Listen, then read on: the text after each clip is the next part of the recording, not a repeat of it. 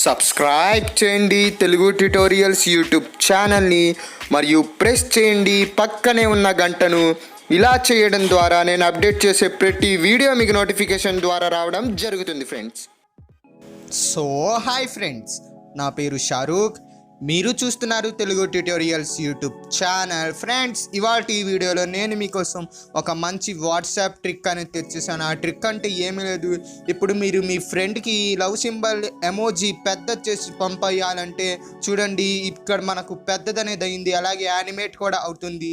ఇలా మీరు ఎలా పంపించాలి అనేది ఇవాళ నేను మీకు చెప్తాను. ఈ ట్రిక్ మీరు మామూలుగా పంపిస్తే చిన్న లవ్ సింబల్ ఎమోజీ మాత్రమే వెళ్ళిద్ది. ఇలా ట్రిక్ కనుక చేస్తే మీకు పెద్దగా వచ్చి యానిమేట్ కూడా అవ్వడం జరిగిద్ది. అది ఎలాగో నేను మీకు చెప్పేస్తాను, కాబట్టి ఈ వీడియోని లాస్ట్ వరకు తప్పకుండా చూడండి.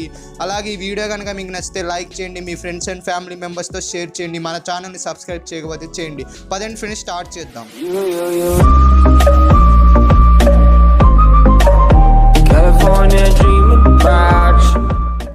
ఫ్రెండ్స్, దీనికోసం మీరు ముందుగా మీ వాట్సాప్లోకి వెళ్ళిపోండి.